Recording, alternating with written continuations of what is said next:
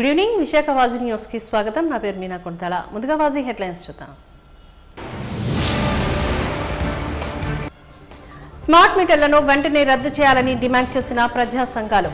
ప్రజలపై ఆర్థిక భారాలను మోపుతున్నారంటూ ఆరోపించిన నాయకులు.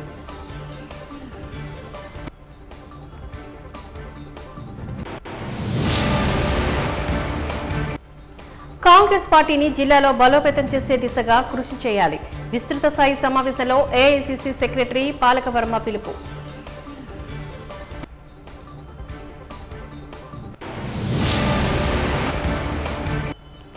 విశాఖ భూ కేటాయింపుల్లో భారీ భూ కుంభకోణం. వైఎస్ఆర్సీపీ విశాఖపట్నం జిల్లా అధ్యక్షులు కేకే రాజు ఆగ్రహం.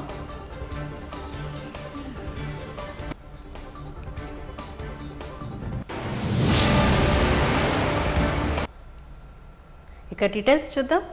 స్మార్ట్ మీటర్ల రద్దుని కోరుతూ ప్రజా సంఘాల వేదిక ఆధ్వర్యంలోని డాబా గార్డెన్ సల్లూరి సీతారామరాజు విజ్ఞాన కేంద్రంలోని సదస్సును నిర్వహించారు. ఈ సందర్భంగా కార్మిక ప్రజా సంఘాల నాయకులు ఆర్కేఎస్వి కుమార్ మాట్లాడుతూ ప్రజలపైన బాణాలు వేసే ట్రూ అప్ ఛార్జీలు ఉపసంహరించుకోవాలని కోరారు. బలవంతంగా స్మార్ట్ మీటర్ల బిగింపులను ఆపాలని కోరారు. ప్రజలపైన ఆర్థిక భారాలు పెంచేందుకు గాను కేంద్రానికి మద్దతునిస్తూ ప్రభుత్వం వ్యవహరించినా సిగ్గుచేటని అన్నారు.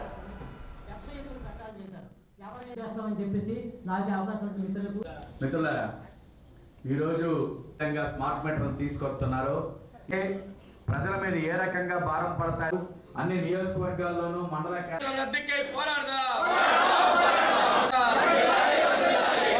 స్మార్ట్ మీటర్లకు వ్యతిరేకంగా ప్రజా సంఘాల ఐక్యత. 5వ తారీఖున సీఎం సబ్సిడీలని ఉండదు. మొత్తం ఒక యూనిట్ తయారు చేయడానికి ఎంతైతే ఖర్చు అవుతుందో అంత ఖర్చుని కూడా వినియోగదారుడే భరించాలి అనే విధంగా విద్యుత్ రంగంలో సంస్కరణలు తీసుకొస్తున్నారు.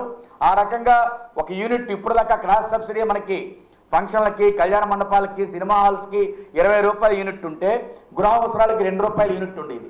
ఇప్పుడు అలా కాకుండా ఒక యూనిట్ తయారు చేయడానికి ఎంతైతే ఖర్చు అవుతుందో అంత ఖర్చు కూడా వినియోగదారుడే భరించాలంటున్నారు.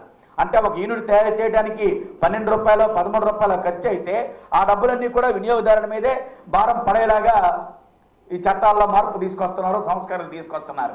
కాబట్టి ఈ రోజున విద్యుత్ సంస్కరణలో భాగంగానే విద్యుత్ స్మార్ట్ మీటర్లను తీసుకొస్తున్నారు. ఇది సంస్కరణలో భాగంగానే అమలు జరుగుతోంది. కాబట్టి ఈ విద్యుత్తుని ప్రైవేటు పరం చేసే కుట్రలో భాగమే అదానికి అప్పచెప్పడంలో అప్పచెప్తున్నారు. అందులో భాగంగానే స్మార్ట్ మీటర్లు పెడుతున్నారు, ట్రూ అప్ ఛార్జీలు పెడుతున్న భారాలు వేస్తున్నారు. రైతులకి, వ్యవసాయ కార్మికులకి, దళితులకి ఇస్తున్న సబ్సిడీలన్నీ తొలగిస్తున్నారు. కాబట్టి మొత్తం ప్రజానీకం అందరూ కూడా దీనివల్ల ఇబ్బంది పడుతున్నారు. కాబట్టి విస్తృతంగా దీన్ని ప్రజానీకంలోకి తీసుకొని వెళ్ళి ఇంటింటికి తీసుకెళ్లి ఈ స్మార్ట్ మీటర్ను మా ఇంటికి తేవద్దు అని చెప్పి ప్రచారం చేస్తూ ఉన్నాం. రేపు 5వ తారీఖు నాడు సిఎండి ఆఫీస్ దగ్గర మహాధర్నా జరుగుతుంది. ఆ ధర్నా తర్వాత కూడా ప్రభుత్వం స్మార్ట్ మీటర్లు ఉపసంహరించుకోకపోతే 2020లో చంద్రబాబు నాయుడు గారు ముఖ్యమంత్రిగా ఉన్నప్పుడు ఏదైతే రాష్ట్రం మొత్తం మీద వామపక్ష పార్టీలు, ప్రజా సంఘాలు కలిపి పెద్ద ఎత్తున విద్యుత్ సంస్కరణలకు వ్యతిరేకంగా పోరాడాయో అటువంటి పోరాటానికి మళ్ళీ శ్రీకారం చుట్టాలని ఈ సదస్సు భావిస్తూ ఉంది. ఆ రకంగానే మా మంత్రి గారు ప్రకటన చేయాలి. నిన్న ప్రకటన చేశారు గౌరవ విద్యుత్ శాఖ మంత్రి గారు. మాట్లాడుతూ మేము బలవంతంగా ఎవరి మీద రుద్దమని చెప్పి చెప్తున్నారు. కానీ కింద స్థాయిలో అధికారులు, ఏఈలు కానీ లేదంటే వచ్చే మీటర్లు మార్చడానికి వస్తున్న సిబ్బంది కానీ మీరు మీటర్ కనుక మార్చుకోకపోతే మీకు ఇస్తున్న సంక్షేమ పథకాలన్నీ కోత విధిస్తాం, మీకు అమ్మఒడి ఇవ్వం, చేయూత ఇవ్వం, మీ పిల్లల స్కాలర్షిప్లు ఇవ్వం అని చెప్పి రకరకాలుగా భయపెట్టి బెదిరించి ఈ స్మార్ట్ మీటర్లు మారుస్తూ ఉన్నారు. కాబట్టి విశాఖ లోక్సభ సభ్యులు ఎన్ శ్రీభారత్ జన్మదినోత్సవం సందర్భంగా జిల్లా తెలుగుదేశం పార్టీ కార్యాలయంలోని మంగళవారం జిల్లా అధ్యక్షుడు గండి బాబ్జీ అధ్యక్షతన ఘనంగా నిర్వహించబడ్డాయి. ఈ సందర్భంగా సభకు అధ్యక్షతన వహించిన జిల్లా అధ్యక్షులు గండి బాబ్జీ తూర్పు నియోజకవర్గ శాసనసభ్యులు వెలగపూడి రామకృష్ణబాబు, నగర మేయర్ పీలా శ్రీనివాసరావు, ప్రభుత్వ విప్ వెప్పడ చిరంజీవిరావు, శాసనమండలి మాజీ సభ్యులు దువారపు రామారావు ఈ సందర్భంగా మాట్లాడారు. విశాఖపట్నం ప్రజల అత్యధిక మెజార్టీతో భరత్ను లోక్సభకు పంపించారని, వారి నమ్మకాన్ని వమ్ము చేయకుండా ఆయన అహర్నిశలు నియోజకవర్గ అభివృద్ధికై కృషి చేస్తున్నారని, అందులో భాగంగానే విశాఖ రైల్వే జోన్ రావడం, స్టీల్ ప్లాంట్కు ప్యాకేజీ మంజూరు కావడమని అన్నారు. భవిష్యత్తులో విశాఖపట్నం నుంచి మరింత అభివృద్ధి చేస్తారు అంటూ ఆశాభావాన్ని వ్యక్తం చేశారు. కార్యక్రమంలో రాష్ట్ర ఎన్టీఆర్ వైద్య సేవ చైర్మన్ రాజు సుధాకర్, భీమిలి నియోజకవర్గ ఇన్ఛార్జ్ కోలార రాజుబాబు, రాష్ట్ర కార్యదర్శి మహమ్మద్ నజీర్, జిల్లా ప్రధాన కార్యదర్శి Polamarasetti Srinivasarao, Akramani Venkatrao, Christian minority cell chairman Urukoti David, జిల్లా మహిళా అధ్యక్షురాలు సర్వసిద్ధి అనంతలక్ష్మి, ప్రధాన కార్యదర్శులు గనగండ్ల సత్య, కార్పొరేటర్లు, మాజీ కార్పొరేటర్లు, జిల్లా నాయకులు, కార్యకర్తలు, అభిమానులు పాల్గొన్నారు. ఆయన లేకపోయినప్పటికీ కూడా మనందరూ కూడా నియోజకవర్గాల వారిగా మొత్తం పార్లమెంట్ లో ఘనంగా ఈ జన్మదిన వేడుకలు నిర్వహించినందుకు ముఖ్యంగా తెలుగుదేశం పార్టీ నాయకులు, కార్యకర్తలందరికీ నా హృదయపూర్వక ధన్యవాదాలు తెలియజేసుకుంటూ ఈరోజు విశాఖ స్టీల్ ప్లాంట్ కి నిధులు వచ్చిన రైల్వే జోను ఏర్పాటుకి ఈ రెండింటి విషయంలో ముఖ్య భూమికి పోషించింది మన పార్లమెంట్ సభ్యులు భరత్ గారు. అలాగే మన విశాఖ వాణిని భారతదేశంలో ఏర్పడేలాగా పార్లమెంట్ లో ప్రతి ఇష్యూ కూడా మాట్లాడే వ్యక్తి పడిపోయిందో అక్కడే వెతకాలి అంటారు. లోకేష్ బాబు గారు కొన్ని దశాబ్దాలుగా తెలుగుదేశం పార్టీ గెలవని మంగళగిరిలో పోటీ చేయడాన్ని వద్దని బాబు గారు కానీ పార్టీ నాయకులు కానీ వద్దంటే నేను అక్కడే పోటీ చేస్తానని పోటీ చేసి ఓడిపోయాను. ఓడిపోయిన తర్వాత కూడా చెప్పారు మన వాళ్ళందరూ.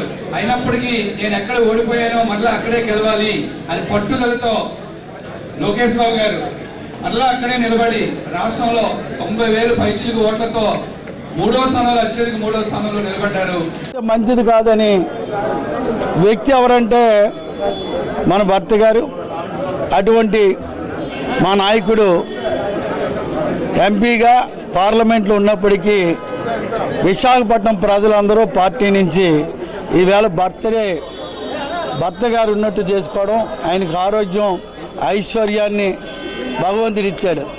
ఆరోగ్యాన్ని ఎప్పుడు ఇవ్వాలని, ఎప్పుడు ఆయన విశాఖపట్నానికి ఎంపీగా ఉండాలని.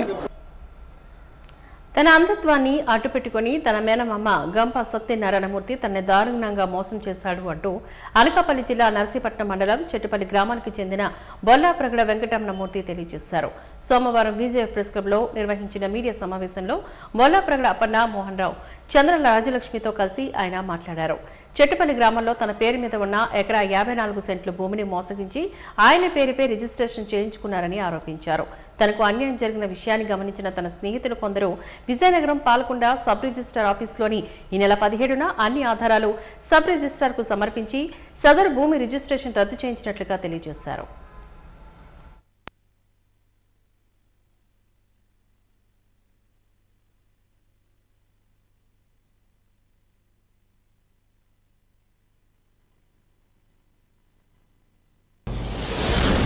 గంపా సత్యనారాయణ గారు అనే ఒక వ్యక్తి గంటకొల్లం గ్రామం అతనిది. మాది చూస్తే చెట్టుపిల్లి.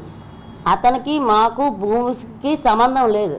కానీ అతను మాత్రం మా భూముల విషయంలో ఎంటర్ అయ్యి మా పెళ్ళైన నుంచి ఈ రోజు వరకు మమ్మల్ని నానా ఇబ్బందులు పెట్టి, హింసలు పెట్టి, తినడానికి కూడా లేకుండా చేసి అందులో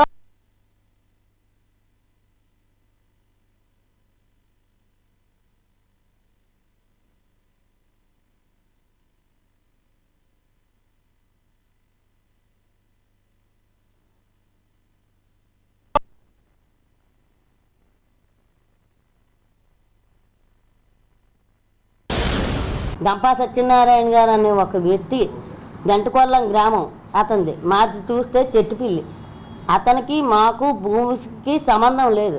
కానీ అతను మాత్రం మా భూముల విషయంలో ఎంటర్ అయ్యి మా పెళ్ళైన నుంచి ఈ రోజు వరకు మమ్మల్ని నానా ఇబ్బందులు పెట్టి, హింసలు పెట్టి, తినడానికి కూడా లేకుండా చేసి అందులో మాకు కొంత భూమి, మా భూమిని కూడా రైతులు ఆక్రమించుకొని ఉన్నారు. వాళ్ళతో పాటు ఈ గంపా సత్యనారాయణ కూడా ఆక్రమించుకొని మమ్మల్ని కబ్జా చేసి మా భూములకి డబ్బులు కూడా అప్పు తెచ్చుకోనివ్వకుండా, మా భూములు మేము దున్నుకోనివ్వకుండా మమ్మల్ని ప్రతిసారి మేము వెళ్ళినా, మేము ఇంత ముందు గతంలో మా అబ్బాయి పాక వేసుకున్నాడని, ఆవులు కట్టుకున్నాం చేద్దామని, ఆ పాకలు కూడా వేయనివ్వకుండా అతను గుణపాతం మా అబ్బాయిని చంపేస్తాం, మమ్మల్ని చంపేస్తానని మమ్మల్ని 60 మందిని గంటకొల్లం నుంచి 60 మందిని తీసుకొచ్చి మా ఇంట్లో దూరి మమ్మల్ని తన్ని మమ్మల్ని కొట్టి నానా హింసలు పెట్టి నా ఇంట్లోంచి నన్ను వీధిలోకి తీసుకెళ్ళి నా ఇంటికి తాళం వేసి అతన్ని తప్పట్లు కొట్టి నవ్వుతున్నాడు. పైగా అదే కాకుండా నా కాలు ఆపరేషన్ అయిందండి, మక్కలో బాలేశారు. అప్పుడు కూడా నేను హుసేన్ గారికి భూమి అమ్మాం. ఆ భూమి తాలూకు డబ్బులు మాకు 60 లక్షలు ఇచ్చారు. కావాలంటే మీకు హుసేన్ గారు సాక్ష్యం. ఆ డబ్బులు కూడా అతను పట్టుకుపోయాడు. ఆపరేషన్ కాలమంది కూడా ₹1 ఇవ్వలేదు. ఇప్పటికీ కూడా మా భూముల మీద కబ్జా చేస్తున్నాడు. దాడి చేస్తున్నాడు. రైతులకు సపోర్టుతో నిలబడి రైతులే మా భూమి ఆక్రమిస్తున్నారంటే వాళ్ళతో పాటు ఇతను కూడి ఊడి చక్రవర్తి, సూర్యచంద్ర అన్న రామచంద్ర, బ్రాందీ షాపు రమణ గారు, గంపా గోవింద గారు. ఈ విశాఖ జిల్లా కాంగ్రెస్ పార్టీ విస్తృత స్థాయి సమావేశం జగదంబ పార్టీ కార్యాలయంలోని పార్టీ అధ్యక్షుడు అడ్డాల వెంకట పరమరాజు అధ్యక్షతన నిర్వహించబడింది. ఈ సందర్భంగా కార్యక్రమానికి గాను ఏఐసిసి సెక్రటరీ, ఆంధ్రప్రదేశ్ రాష్ట్ర కాంగ్రెస్ కమిటీ కో ఇన్ఛార్జ్ పాలకవర్మ, ప్రధాన కార్యదర్శి అరుణకుమారి, పార్టీ సీనియర్ నాయకులు తదితరులు పాల్గొన్నారు. ఉత్తరాంధ్ర జిల్లాల పర్యటనలో భాగంగా జరిగే విస్తృత స్థాయి సమావేశంలోని పాలకవర్మ, అరుణకుమారి తదితరులు పాల్గొని మాట్లాడారు. కాంగ్రెస్ పార్టీ బలోపేతానికి రానున్న రోజుల్లో చేయవలసిన కార్యాచరణ గురించి చర్చించారు. అందరూ ప్రజల్లో మమేకమై వారికి మేమున్నామనే భరోసాను కల్పించాలని కోరారు. రాబోయే స్థానిక ఎన్నికలకు సిద్ధం కావాలి అంటూ పిలుపునిచ్చారు. ప్రతి కాంగ్రెస్ నాయకుడు ప్రజల్లో ఉండాలని, వారి సమస్యలపై దృష్టి సారించి కేంద్ర రాష్ట్ర ప్రభుత్వ పథకాలు, పాలకవర్గ పనితీరు, వ్యతిరేక విధానాలను నిలదీస్తూ వార్డు స్థాయి నుంచి కాంగ్రెస్ పార్టీని బలోపేతం చేస్తూ భవిష్యత్తులో కేంద్రంలో, రాష్ట్రంలో కూడా కాంగ్రెస్ జెండా ఎగిరేలా అందరూ పనిచేయాలి అంటూ పిలుపునిచ్చారు. అందరికీ నమస్కారం. ఈరోజు విశాఖ జిల్లా పార్టీ కార్యాలయంలో మా AICC AP in-charge joint secretary అయిన పాలకవర్మ గారు ఇక్కడ జిల్లా కార్యవర్గాన్ని ఉద్దేశించి విస్తృత సమావేశానికి హాజరయ్యారు. మా జిల్లా ఇప్పుడు ఇవాళ ఏపీలో కానీ మా విశాఖపట్నం జిల్లాలో కానీ కాంగ్రెస్ పార్టీ బలోపేతం చేయడానికి మొన్నటి వరకు పిసిసి అధ్యక్షురాలు రాష్ట్ర పర్యటన చేయడం జరిగింది మా వైఎస్ శర్మిలారెడ్డి గారు.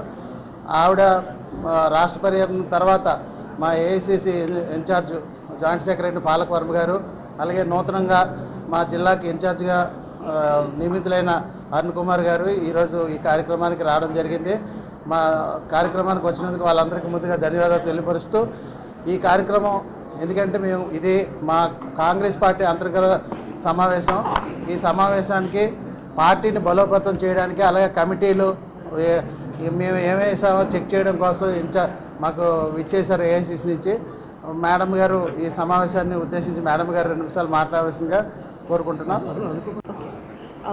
Namaste, myself Dr. Palak Verma.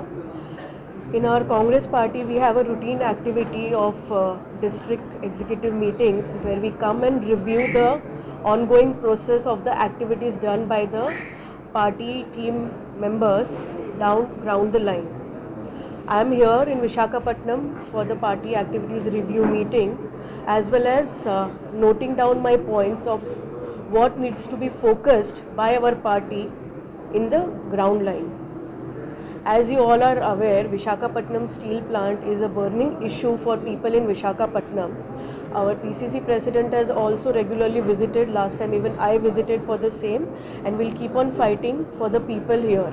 And local issues are always raised by the local team or the district team, and national issues are always raised by the AICC team, and state issues are raised by the PCC team.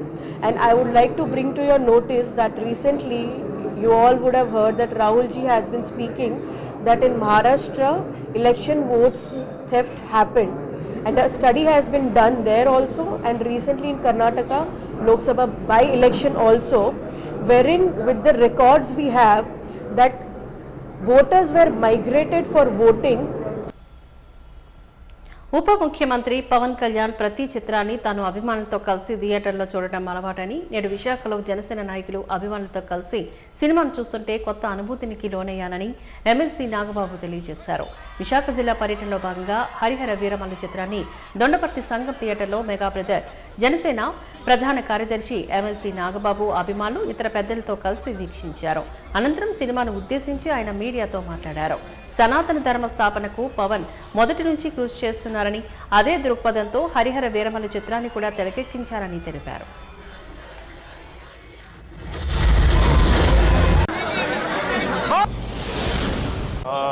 ఈ సినిమాని నేను హైదరాబాద్లో usual Kalyan cinema అంటే మొదట రోజు కానీ రెండో రోజు కానీ చూస్తాను.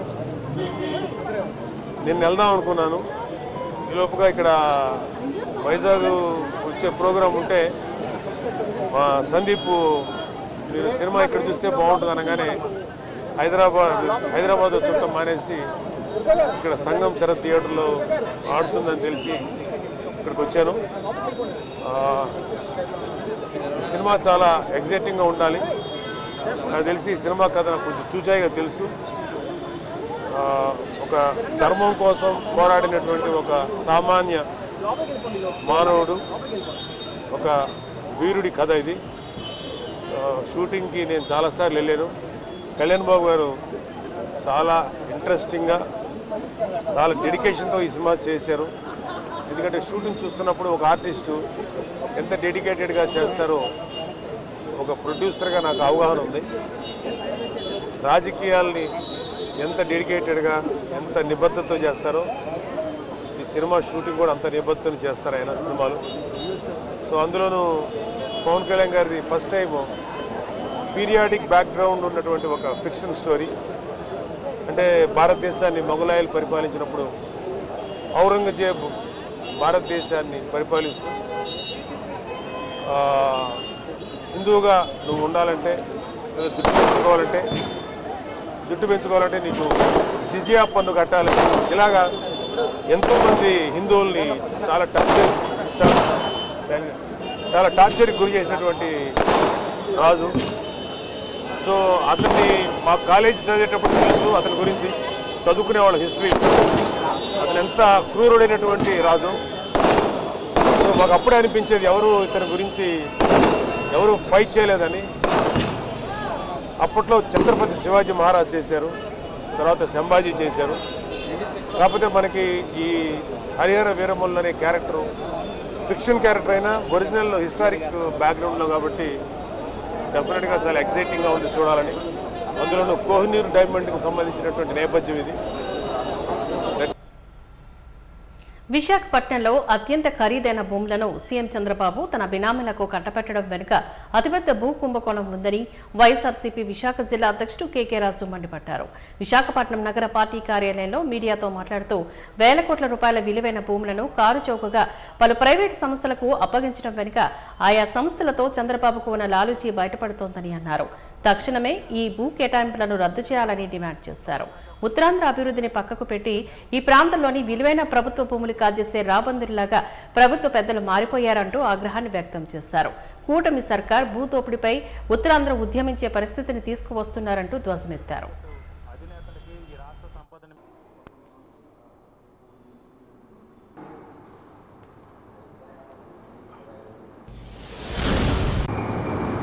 ముఖ్యంగా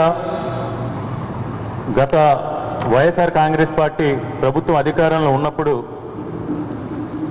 ముఖ్యమంత్రి చంద్రబాబు నాయుడు గారు, ఉప ముఖ్యమంత్రి పవన్ కళ్యాణ్ గారు, బీజేపీ నాయకులు ఎన్నికలకు ముందు వైఎస్ఆర్ కాంగ్రెస్ పార్టీ ప్రభుత్వం పైన విశాఖపట్నంలో ఉన్న భూములకు సంబంధించి అనేక తప్పుడు కథనాలతో దుష్ప్రచారం, ఎంత పెద్ద ఎత్తున దుష్ప్రచారం చేశారో మనందరికీ కూడా తెలిసిందే.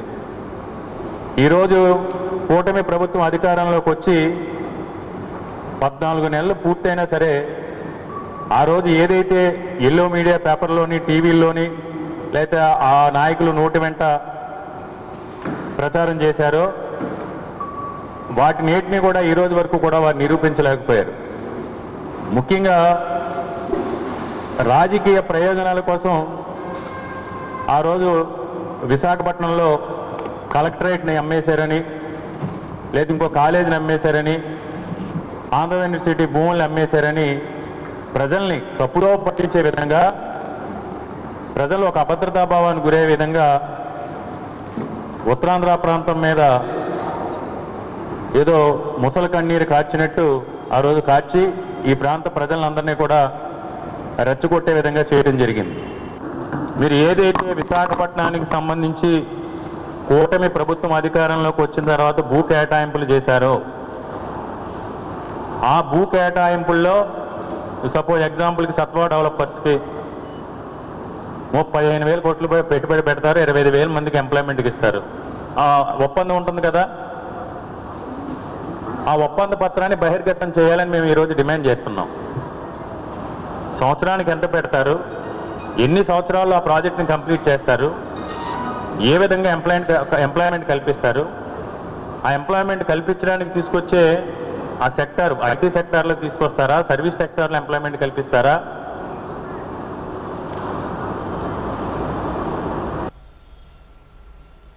శ్రావణ మంగళవారాన్ని పురస్కరించుకుని వివిధ ఆలయాల్లో అమ్మవారిని అలంకరించి ప్రత్యేక పూజలను తెల్లవారుజాము నుంచే నిర్వహించారు. ఇదే నేపథ్యంలో రైల్వే న్యూ కాలనీలో గల శ్రీ శ్రీ పరదేశమ్మ ఆలయంలోని అమ్మవారిని గాజులతో అలంకరించారు. మహిళలు అధిక సంఖ్యలో పాల్గొని అమ్మవారికి పసుపు కుంకుమ మొక్కులను చెల్లించుకున్నారు. ఈ సందర్భంగా ఆలయ సెక్రటరీ సతీష్ శివ మాట్లాడారు. శ్రావణ మాస ఉత్సవాలను అమ్మవారి ఆలయంలో అంగరంగ వైభవంగా నిర్వహించడం ఓ ఆనవాయితీగా వస్తోందని చెప్పారు.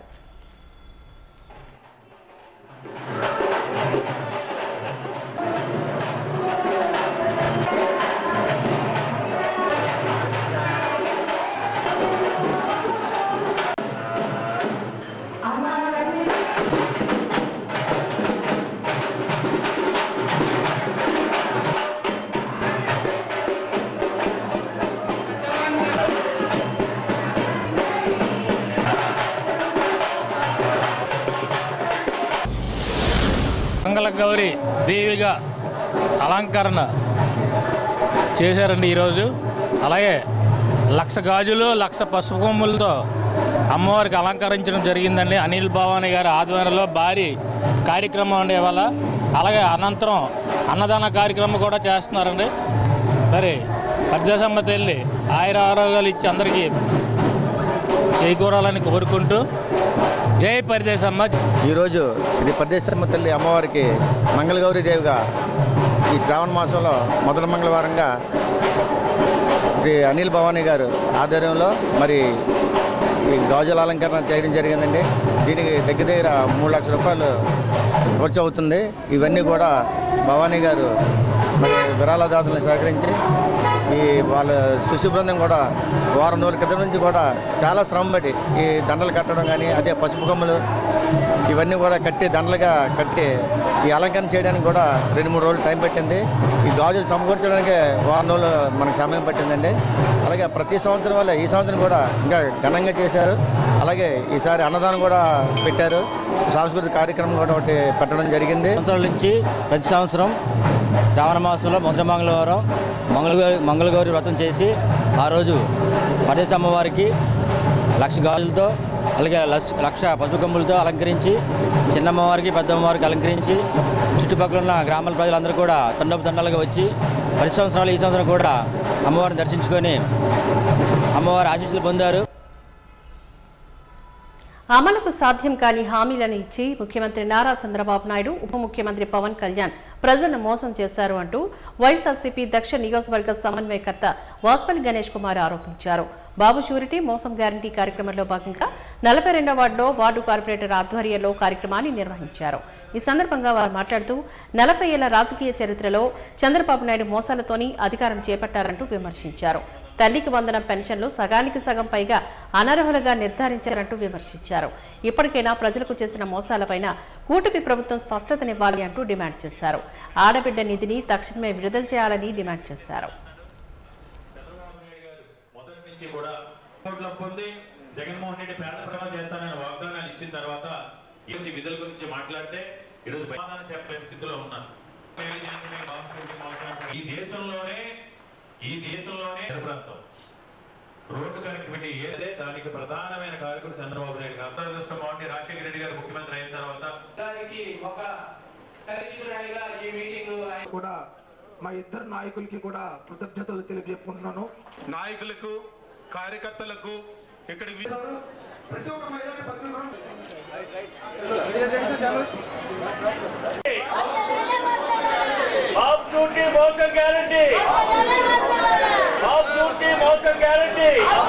అందరూ చేయాలనే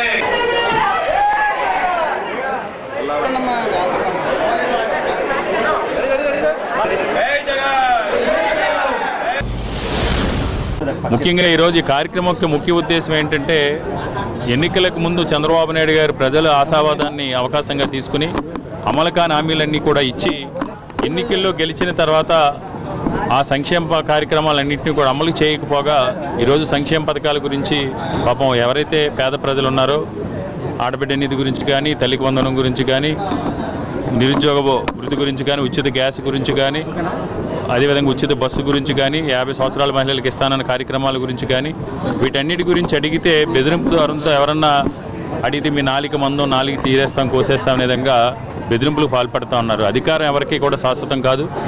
ప్రజలు మిమ్మల్ని మీ మాటలు నమ్మి మీ వాగ్దానాలను నమ్మి మీకు ఒక అవకాశం కల్పించారు. దాన్ని అమలు చేయకపోగా ఈరోజు బెదిరించడాన్ని తీవ్రంగా ఖండిస్తూ ముఖ్యంగా మా నాయకులు వైఎస్ జగన్మోహన్ రెడ్డి గారి ఆదేశాల మేరకు ప్రతిపక్షం అంటే ప్రజాపక్షం, ప్రతిపక్షంలో ఉన్నప్పుడు మన ప్రజల పక్షాన్ని నిత్యం పోరాటం చేసి ప్రజలకు మేలు చేసి అధికార పార్టీని మెడలు వంచి ఈ సంక్షేమ పథకాలన్నీ కూడా అమలు చేయాలనే ఉద్దేశంతో ప్రజలను చైతన్యపరచడం కోసం బాబు షూరిటీ మోసం గ్యారంటీ పేరుతో ఈ కార్యక్రమం చేపట్టడం జరిగింది. ఈరోజు ఎన్నికలయ్యి 6 నెలలు తిరగకుండానే జగన్మోహన్ రెడ్డి గారు వెళ్తే ఈరోజు కేంద్ర నిఘా వర్గాలు చెప్తున్నాయి ఎప్పుడు ఎన్నికలు వచ్చినా వైఎస్ఆర్ కాంగ్రెస్ పార్టీలో జగన్మోహన్ రెడ్డి గారి యొక్క ప్రభంజనాన్ని తట్టుకునే స్థితిలో 3 పార్టీలు కాదు 30 పార్టీలు కలిసి వచ్చినా సరే జగన్మోహన్ రెడ్డి గారి ప్రభంజనాన్ని భవిష్యత్తులో ఆంధ్రప్రదేశ్ రాష్ట్రంలో కూడా ఎవరూ తట్టుకోలేరు. ఈరోజు విశాఖపట్నం అలాగే ఉత్తరాంధ్ర జిల్లా విద్యావంతులందరినీ కూడా అంటే ఎస్పెషలీ ఎవరైతే ఈ క్రీమీ లేయర్స్ ఉన్నారో అందరినీ కూడా ద నాలెడ్జబుల్ ఇంటెలెక్చువల్ పీపుల్ని ఒక విషయాన్ని మిమ్మల్ని అందరినీ కూడా కోరుతా ఉన్నాను. ఈరోజు లూలు అన్న సంస్థకి 10 ఎకరాల 38 సెంట్లు, దాని కాస్ట్ 2020 200 కోట్ల రూపాయలు. లూలుకి ఎకరం 1 రూపాయికి మాత్రమే 100 years లీజ్ ఇస్తా ఉన్నది ఈ ప్రభుత్వం. అది వారు ఏంటంటే 22 లక్షల చదరపు అడుగులు కట్టడం కోసమని అవుట్లెట్ కూడా రెంట్లకు ఇచ్చుకోవచ్చని. అంటే నేను ఒకటే అడుగుతాను ఏంటంటే ఈ ప్రభుత్వం మేలు చేస్తామందా యువతకి? ఎందుకంటే అటు హైదరాబాద్లో చూస్తే ఇదే లూలు కంపెనీకి గవర్నమెంట్తో ప్రమేయం లేకుండా వాళ్ళు ల్యాండ్ కొనుక్కున్నారు.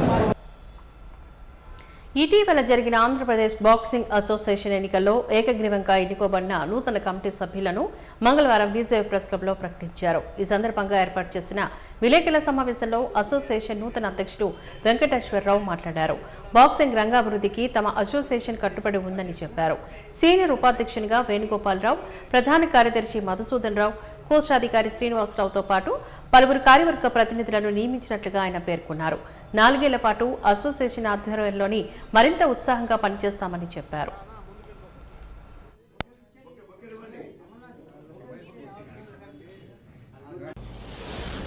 ఏపీ బాక్సింగ్ అసోసియేషన్ ప్రెసిడెంట్గా ఎలక్ట్ అవడం జరిగింది.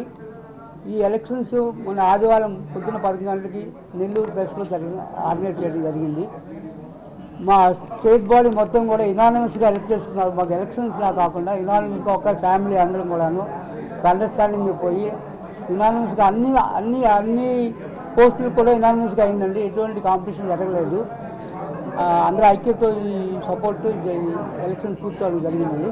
దీనికి ప్రెసిడెంట్గా నేను వెంకటేశ్వర ఎలక్ట్ అయ్యాను. అదేవిధంగా సెక్రటరీగా పి మధుసూదన్ రావు గారు, తర్వాత వైస్ ప్రెసిడెంట్గా ముగ్గురు వేశారు. లక్ష్మణదేవ్ గారు, డి నాగేశ్వరరావు గారు, డి మన్మథ్ కుమార్ గారు. అదే జాయింట్ సెక్రటరీస్గా రమ్య, సురేంద్రబాబు, చంద్రశేఖర్, ఉమామహేశ్వరరావు, మహేష్ కుమార్, శివరామకృష్ణ ఎన్నుకోబడ్డారు. అదేవిధంగా ట్రెజరర్గా కె శ్రీనివాసరావు గారు, ఎగ్జిక్యూటివ్ మెంబర్స్గా కైలాస్ ప్రధాన్, పల్లా రజనీ, గ్యాసుద్దీన్, ఆనంద్ ఆచారి, వీళ్ళందరూ డిఫరెంట్ డిస్ట్రిక్ట్స్ నుంచి కూడా వెనుకోవడం జరిగింది. మొత్తం ఆంధ్రప్రదేశ్లో అన్ని జిల్లాలకు కూడా పదవులు ఇవ్వడం జరిగింది.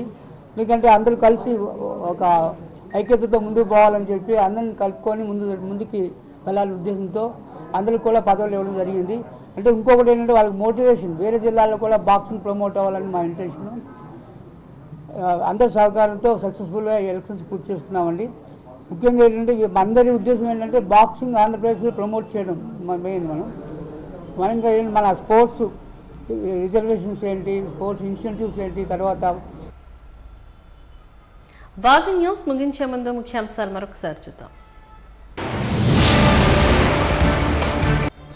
స్మార్ట్ మీటర్లను వెంటనే రద్దు చేయాలని డిమాండ్ చేస్తున్న ప్రజా సంఘాలు. ప్రజలపై ఆర్థిక భారాలను మోపుతున్నారంటూ ఆరోపించిన నాయకులు.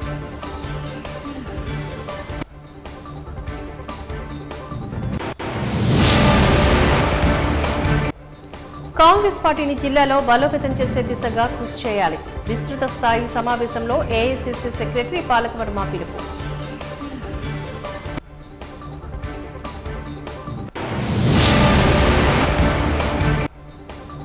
విశాఖ భూ కేటాయింపుల్లో భారీ భూ కుంభకోణం. వైఎస్ఆర్సీపీ విశాఖపట్నం జిల్లా అధ్యక్షుడు కేకే రాజు ఆగ్రహం.